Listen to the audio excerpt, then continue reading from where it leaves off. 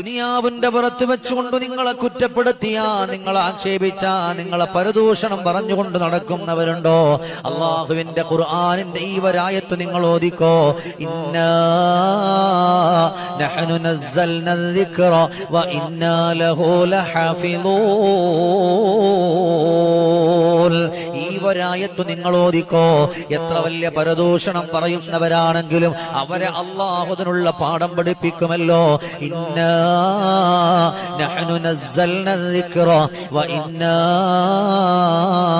ലഹു ലഹാഫിളൂൻ.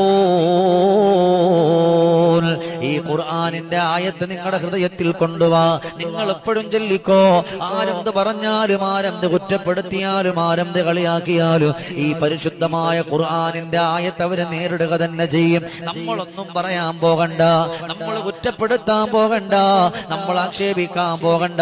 കാരണം നാളെ നമ്മൾ മരിക്കുമ്പോ നമുക്കൊരമലും കിട്ടാനില്ല.